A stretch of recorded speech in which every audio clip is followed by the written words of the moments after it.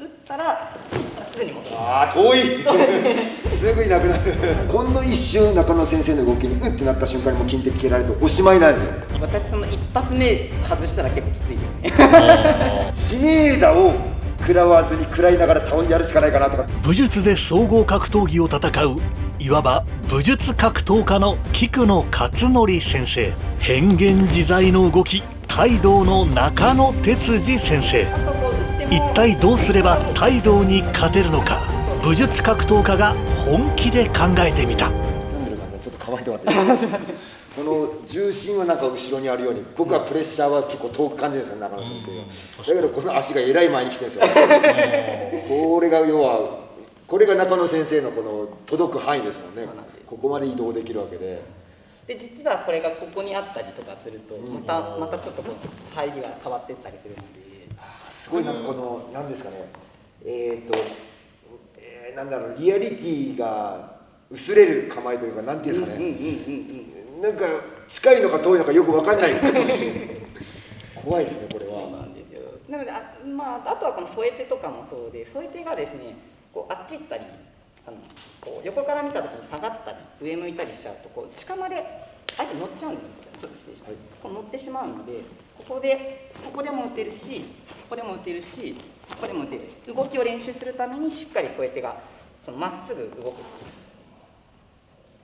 でこの時の動きも小指がずっと抜いてれば、そのアッパーとかもそうなんですけども、こう肘が開いちゃうとこうフック気味になって相手の肘に当たってしまうと思うんですけども、ここをしっかり脇を絞ってへそ、溝、首を動かすような形で常に動かしておくと、自分の正中上に常に手が動いて、相手の正中上にいつでも手が動いているので、目打ちとかノーとか水の打ちとか、金的とかいつでもこう入れるような形になるので、この構えの鍛錬が態度ではすごく大事になると思っております。その正中線の意識ものすごいしてるってことですね。守りつつ攻めつつ。でもちろん横の分速が態度では一番大事になるので、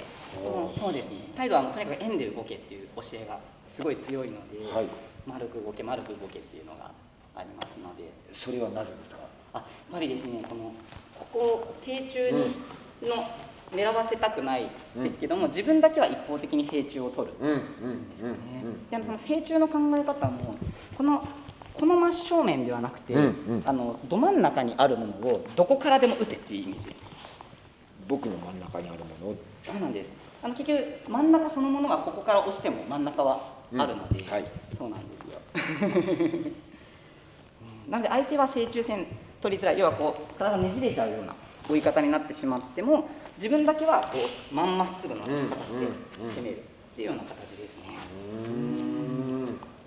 でそれをこの中段の形ではなくてスタンドでやってもそれは同じだと思うので、後ろ足を寄せる動き、後ろ足を寄せて打つとか、前足をつけてとか、両方持ってくるとか、それは同じ理論でできると思うので。なんかさっきそのリアリティがないって言いましたけど、要は非日常的な動きというか、すごい幻惑されますね。いろんなこう脳がこう判断が遅れって思っちゃいますね。いやこれは恐ろしい。もう本当ありがとうございます。なるほど。でもやっぱり菊野先生はね、格闘技とか、総合格闘技も含めてさまざまな武道家や格闘家とやられてるわけですから、常に情報があるわけじゃないし、スパーリングとかしたことがあるわけじゃないわけじゃないですか。だから即座にこう例えば構えた瞬間、もしくは構えないにしても相手から情報を取らないといけないわけですよね。いやだから今みたいにとりあえず下がんないといけないですね。間合いを覚悟しないことには反射できないんで無理なんで、あと正中線は押さえておく。ここをなんとか守っておけば、一発でやられるってことはないので、遠回りしてくるんだったら多少こう時間稼げるんで、その最低限のが大事ですよね距離と中心の意識がないと初見で今の技は無理ですよね。反射で避けるっていうのは。なるほどね。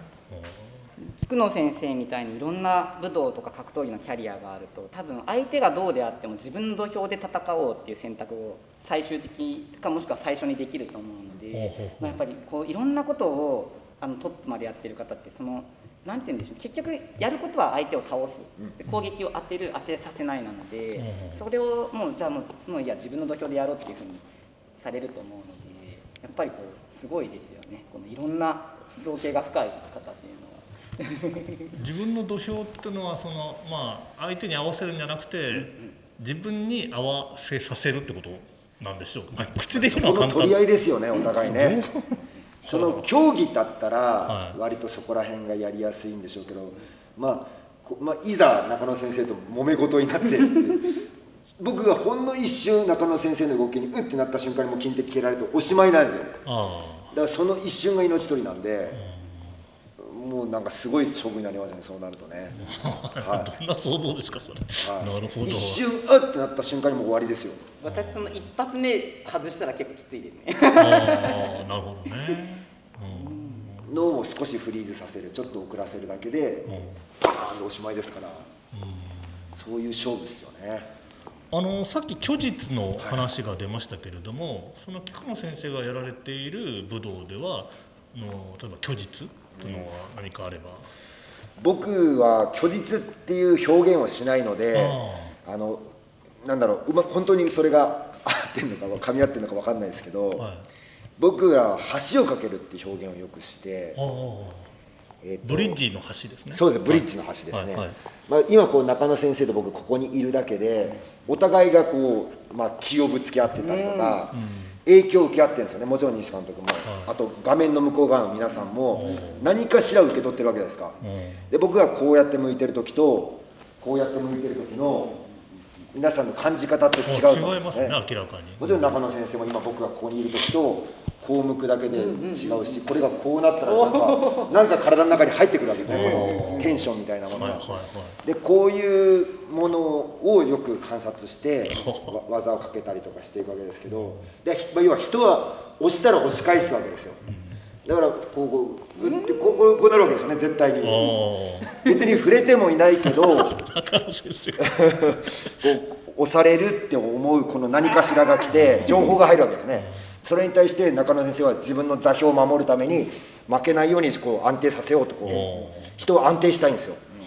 座標を守りたい。で今はこれ触れてなくてもクッてこうなると、これ8が勝ったわけですね、ここに。これを離れた状態でこう橋を架けたり緩めたりしながらこう相手に、フェイントなんか分かりやすいですよね。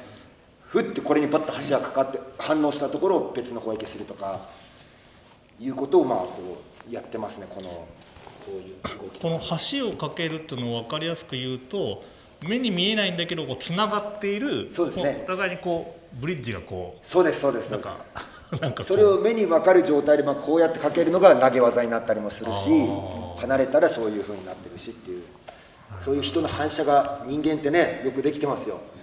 だから元気な人がいたら元気になったりするし、暗い人がいたら暗くなったりする。それも同じような橋がかかってるんですよね。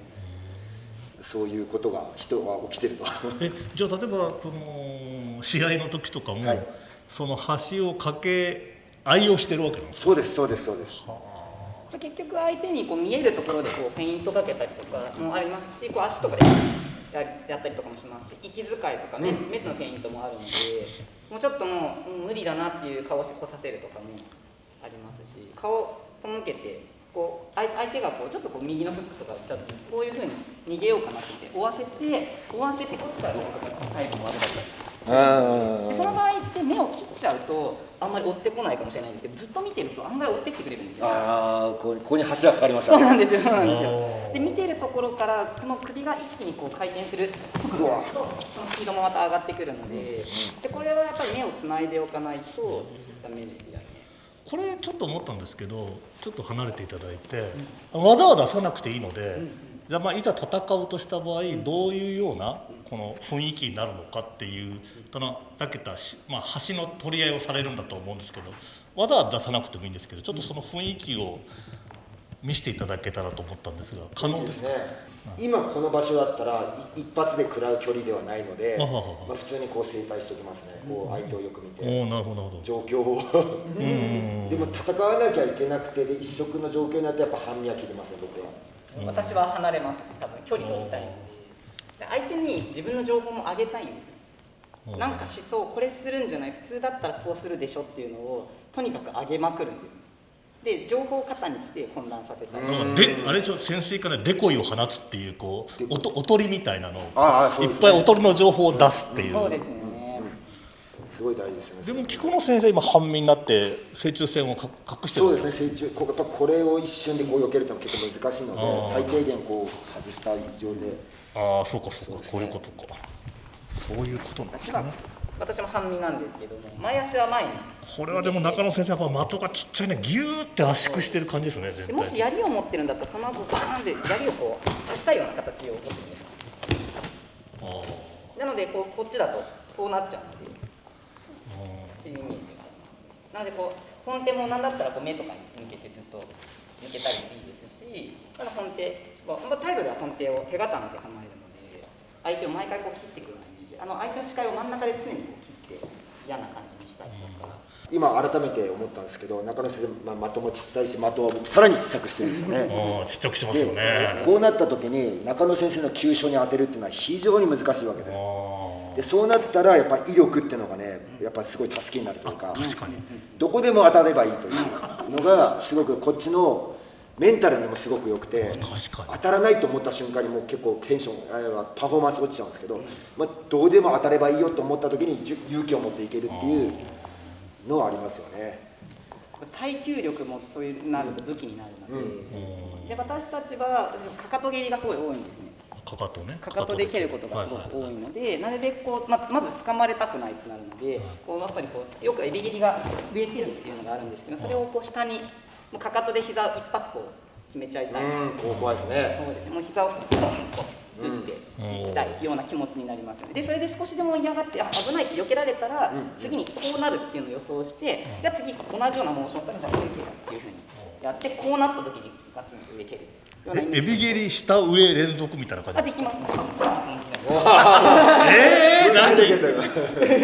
これは情報を持ってないと危険ですよ。本当ですよ。これは今中野さんがパッと最初にこの構えを取った時点で相当僕警戒してますね。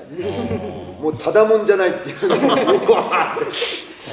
ったらやべえって思いますよね。だから柔道もされてたので、柔道すると前足の下の方を刈るっていうのに慣れてくるので、それをひっくり返すの今流行りのカーフキックに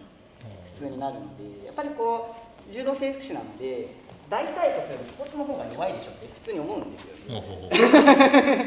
なるべく細くて弱い骨とか、あとふくらはぎ側ってやっぱりもも裏の割と腱の部分とかって押されても痛いんですけど、ふくらはぎってめちゃくちゃ痛いんですよ。やっぱりこう巻いた蹴りっていうかね、空手ボクシングって結構足巻くので、だったらここ狙おうかなっていう気持ちとか。巻いた蹴り巻く。あと構え方がちょっと巻くんですね。なるほどなるほど。そうなんですよ。なのでそこを打ちたいなっていう気持ちとかになります。で足が効かなければもうかなり有利になるので。でも中野先生の武器もやっぱり圧倒的な知識と知識量がすごいですよね。あらゆる、それはもう武道格闘技だけじゃなくてスポーツとか医学とかも含めて毎日人触ってるので、何筋はどこっていうのは別に見なくてもできるので、それは強みかなと思いますね。だからやっぱり普通の態度の人じゃないよね。その知識だけじゃなくてその元になる思想がですよ。思想がやばいですよね。思想がねやばいやつ、やばい人ですよ。でもですね、態度をそうされた宿峰先生はですね、態度概論でもすごく医学書とかを引用されてて、普及された大学も結構医大が多かったんですよ。でなんでかっていうと、人間の体のこと分かってる人じゃないと武道は分からないっていうような考え方があったそうで、そうなんです。それで私も医療の勉強したいなっていうのもありましたね。呆れるぐらい研究してますよね、武術ってね、人間のことを。本当ですよね。びっくりする。でも菊野先生はとにかくもう当たればどこでもいいっていう考え方で言うと、もうでも自分からは行かないですよね多分。いやそんなことはないです。そんなことないんだ。いけるんだったら行きます。いけるんだったら。はい、そこはもう体に任すというか。はい。やっぱ待っちゃいけないんですよ。なるほどね。待った時点でもういつきになっちゃうんで、常に自由であるっていうことは大事ですね。先ほど菊野先生に橋をつなげられた時に僕がうっってなったじゃないですか。あれがいつきですね。やられると思ってグッてやるよりは一緒に下がった方がいいんですね。でそれがさっき言った人間はすごいパニック寸前なので、何かされると思うと危ないんじゃないっていうふうに思って、刺さろうとかって思わなくなりますよね。逆にもっと感度が弱い人は菊野先生が来るとなんだオラみたいな人もいるわけじゃないですか。やってない人っていうのは逆に、やってる人ほど反応が早いって言いますよね。なんかそうですね、だからまあやってない人はそのままパコンってなるってまあねでやってる人はやってる人で反射が起きやすいから、そういう高度な技がかかるっていうのはありますよね、逆におばちゃんに高度な技はかからない気づかれない気づかれない。そう殴られることに恐怖を感じてないから。なるほどね。で菊野先生ともなんかこの間少しお話しした時に、なんか例えば何も知らないところから後ろから刺されたりすると相当厳しくて、それに気づくとか対応するってすごい難しいと思うんですけどもそうですね。要は格闘家の方も武道家の方も構えた時がいつかない状態なんですね。こう体を揺らして動いたりとかもそうですし、僕らだったら軸ごと常に動くので、こう打たれても下に動くみたいなのになりたいんですよ。常に動いてるんですね。そうなんです。で例えばさっきの戦場蹴りっていう後ろ回し蹴りも食らってもいいんですね。食らってもいいので、ボクシングのスリッピングアウェイみたいなもらえなくなってるじゃないですか。そうなんです。なので肉を切らせたらもう骨を断ち。もう一回言ってください。相手の蹴りを食らいながら自分の蹴りを出すってことですか？そうです。応変風鼻っていう考え方なので、こっちから風が吹いたらそのままって耐えたりとかしないで、そのままもうポンでこの勢いですぐ振り返って蹴るって感じで今やっぱ向かい合って、その虚実の感覚、これの構えの虚実と、あとは中心の強固な守りと攻めをすごい感じますね。感じます。でそれがどんどんずれていくわけですもんね。これは厄介ですよね。で変則というかね、もう強烈な分かりにくい蹴りが来るわけで、だから今僕が、やっぱりリアルに考えるわけですよ。中野先生どうやって勝つかなと。だから知名打を食らわずに食らいながらやるしかないかなとかって思えたりしますね。知名打を食らわずに相手の攻撃を食らいながら中野先生に食らわずにどうこうっていうのはちょっとあんまりイメージが湧かねえなと。逆に誘ってなんか最悪僕が一発で倒されないぐらいのダメージを受けつつ、なんとか僕のパンチを当てないと厳しいかなっていうようなふうに今想像しますね。でもやはりさっき中野先生が言われた最初の一発を外したらやばいんじゃないかっておっしゃられたけど、その外したらっていうのは当たらなかったらってことじゃなくて、倒せなかったこっちがまだ元気だったらそうなんですよ。結局一発 KO ってなかなかないので、耐え切られちゃうときつい。なので知名打に近い技を打ちながら、僕らはとにかくその減態復帰っていうのが態度が大事で、打ったらすぐに戻る。遠い